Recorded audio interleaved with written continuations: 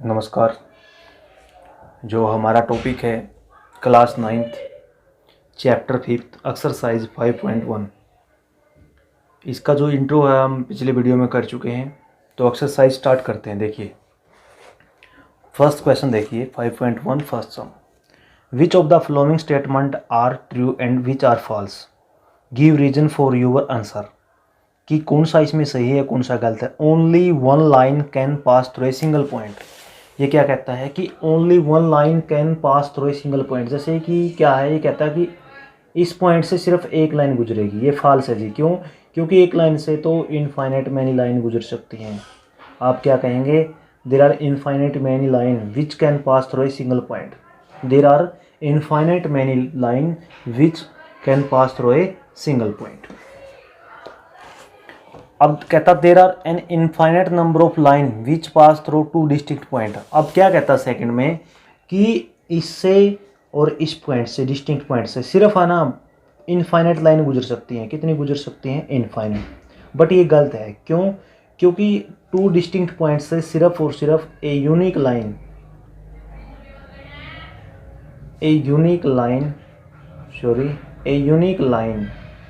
ठीक है, can pass through a single point, through a to distinct point.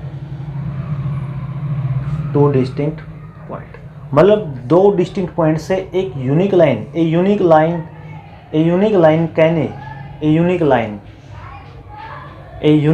Can pass through single two point. क्या कहता है ये कि एक unique line can pass through two distinct point, यानी कि टू डिस्टिंक्ट पॉइंट से सिर्फ एक सिंगल लाइन खींची जा सकती है।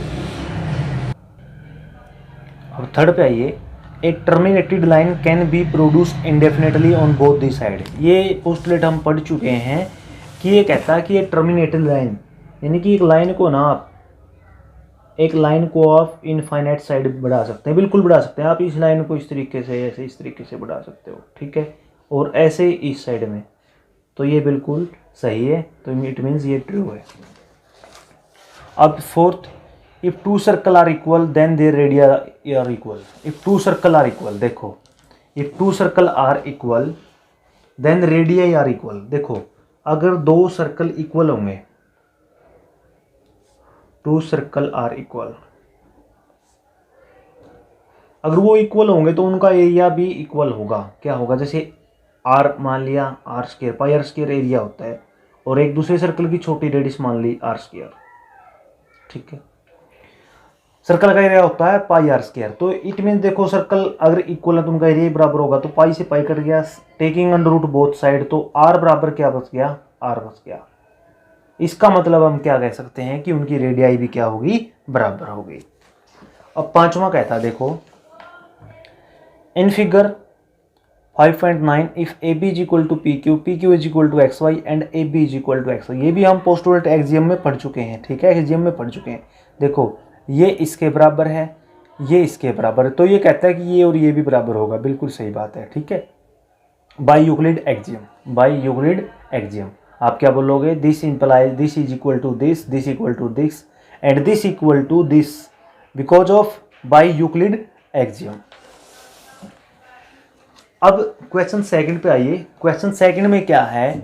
Give a definition for each of the following term, are there other term that need to be defined first, what are they and how might you defined them. देखो ये कहता है कि क्या इनसे पहले कोई और कुछ बताना जरूरी है? पैरेलल लाइन से पहले, परपेंडिकुलर लाइन से पहले, लाइन सेगमेंट से पहले, रेडियस ऑफ सर्कल से पहले, स्क्वायर से पहले। देखो पहले तो आपको बताना क्या जरूरी है। इसने क्या पूछा है कि पैरेलल लाइन, परपेंडिकुलर लाइन, जो ये 4-5 डेफिनेशन पूछी, क्या इनसे पहले कुछ और बताना जरूरी है? बिल्कुल। देखो इनसे पहले क्या क्या बताना जरूरी है? पॉइंट, ठीक है, जो मैं बता चुका हूँ पिछले वीडियो में। लाइन का भी हम डिस्कस कर चुके हैं। लाइन क्या होती है? ये स्ट्रेट होती है और इसकी जो लेंथ होती है बट ब्रेथ नहीं होती, ये भी मैं आपको बता चुका हूँ। प्लेन भी हम पीछे आप पढ़ोगे। प्लेन क्या होता है? सरफेस स्मूथ होता है, जो सरफेस जैसे स्मूथ हो गया ना, ये प्लेन ही है। रे मैं आपको यहाँ बता रहा हूँ, रे क्या होती है? रे ऐसे होता है जिस तरीके जिसका एक एंड पॉइंट होता है, एक एंड पॉइंट होता है, बट एक वो साइड में कितनी भी बढ़ा सकते हैं, ये रे होती है, क्या होती है, रे। इसके बाद एंगल बताना जरूरी है। एंगल क्या होता है, angle two non collinear line का क्या होता है, two non collinear line segment का क्या होता है, आप ये बोल सकते हैं एंगल क्या होता है, दो कोलिनियर रे। देखो एंगल, मैं दोबारा रिपीट करता हूं, ये जैसे देखो ये एंगल होता है, ये तो ये एंगल भी बताना जरूरी है। इनसे पहले एंगल क्या होता है, दो नॉन कोलिनियर रे का कॉमन पॉइंट होता है, दो नॉन कोलिनियर रे का क्या होता है, यूनियन होता है, क्या होता है, यूनियन। यानी कि जो यूनियन होता है वो इनिशियल पॉइंट होता है। दो रे हो गई, जहाँ पे दो रे इनिशियल पॉइंट पे काटती हैं, यानी कि जो इनका यूनियन है वो क्या है, एंगल है। क्या है, कहीं पे भी आप किसी भी तरीके से ले लीजिए, जैसे ये रे हो गई, एक रे आपकी ये होगी, तो जो ये डिस्टेंस है ये क्या है, एंगल है। यानी कि दो रेज जब कॉमन यूनियन पॉइंट पे काटती है, मतलब जब इनका यूनियन इनिशियल पॉइंट होता है तो वो क्या कहलाता है, एंगल कहलाता है। इसके बाद जैसे सर्कल, सर्कल बताना जरूरी है, सर्कल मैं आपको पीछे से बताऊंगा, ठीक है। तो यहाँ पे देखिए पैरेलल लाइन, स्टार्टिंग में पैरेलल लाइन, पैरेलल लाइन बना के बताता हूँ आपको मैं। पैरेलल लाइन कैसे होती है, पैरेलल लाइन इस तरीके से होती है, इस तरीके से, जो कभी नहीं मिलती, ठीक है। Two line having no common point, having no common point, और if they don't intersect each other at any point, उनका कोई कॉमन पॉइंट नहीं है कहीं पे भी, और वो एक दूसरे को कहीं भी नहीं काटती हैं, वो क्या कहलाती हैं, पैरेलल लाइन। क्या कहलाती हैं, पैरेलल लाइन।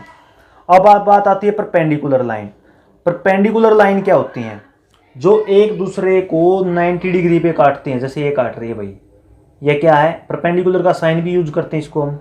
जब दो लाइन एक दूसरे को 90 डिग्री पे काटती हैं, कहाँ पे काटती हैं, 90 डिग्री पे, तो वो क्या कहलाते हैं, परपेंडिकुलर लाइन। या फिर जब दो लाइन एक दूसरे को बाइसेक्ट करती हैं 90 डिग्री पे, तो वो क्या कहलाती है, perpendicular line. Two line which form angle of 90 degree, यानी कि जो दो लाइन मिलती हैं और 90 डिग्री का कोण बनाती हैं, उसको पैरेलल परपेंडिकुलर लाइन क्या कह सकते हैं।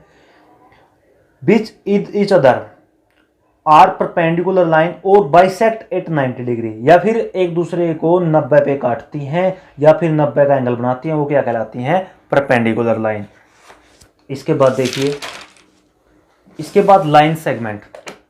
लाइन सेगमेंट क्या होता है, लाइन सेगमेंट देखिए, लाइन सेगमेंट आपका जब दो फिक्स पॉइंट होते हैं, जैसे दो फिक्स पॉइंट हैं, ठीक है, जो इनका शॉर्टर डिस्टेंस होता है, जो इनका शॉर्टर डिस्टेंस होता है वो क्या कहलाता है, लाइन सेगमेंट। यानी कि लाइन सेगमेंट दो फिक्स पॉइंट के बीच का डिस्टेंस होता है, क्या होता है, दो फिक्स पॉइंट के बीच का डिस्टेंस।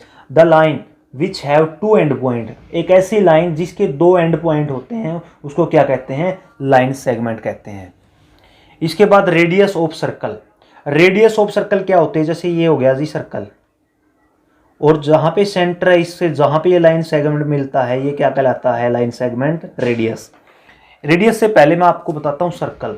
सर्कल क्या होता है, circle is the collection of point.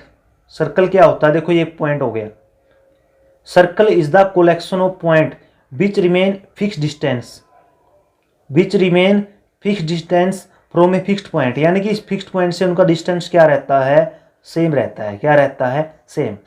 दोबारा रिपीट करता हूं, सर्कल क्या होता है, circle is the collection of point. ये पॉइंट है, इन पॉइंट पर जैसे इनको गहरा कर दिया तो ये क्या बन गया, सर्कल बन गया। और ये सर्कल क्या होता है, जो फिक्स्ड पॉइंट होता है इससे इनका डिस्टेंस क्या रहता है, इक्वल रहता है। क्या रहता है, इक्वल। कहीं पे भी मिलाइए आपका क्या रहता है, इक्वल। और जो फिक्स्ड पॉइंट है वो क्या कहलाता है, सेंटर ऑफ सर्कल, और जो फिक्स्ड डिस्टेंस होता है वो क्या कहलाता है, रेडियस ऑफ सर्कल। क्या कहलाता है, रेडियस ऑफ सर्कल।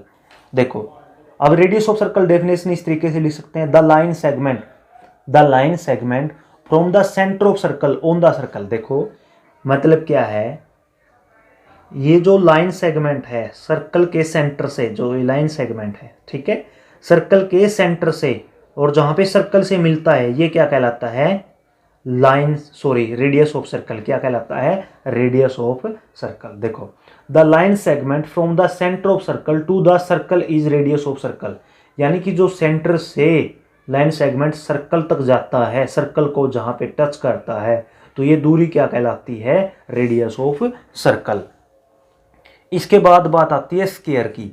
स्क्वायर क्या होता है, स्क्वायर एक क्लोज फिगर होता है, जैसे इस तरीके से सर्कल क्या होता है, क्लोज फिगर होता है।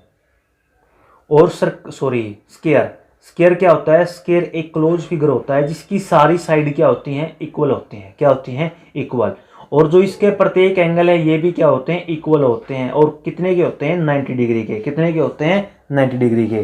तो हम स्क्वायर के बारे में क्या कह सकते हैं, क्लोज फिगर होता है, surrounding by four side and all the four side are equal and all the angle are also equal at 90 degree और 90 डिग्री। देखो a closed figure having four equal side and all angle right angle are called square, यानी कि सभी angle बराबर होते हैं, right angle होते हैं और सभी साइड क्या होती हैं, बराबर होती हैं। तो वो क्या कहलाता है, स्क्वायर। क्या कहलाता है, स्क्वायर। जो इसके नेक्स्ट क्वेश्चन है नेक्स्ट वीडियो में करते हैं। अगर आपको वीडियो अच्छी लगे तो लाइक कीजिए, शेयर कीजिए। धन्यवाद।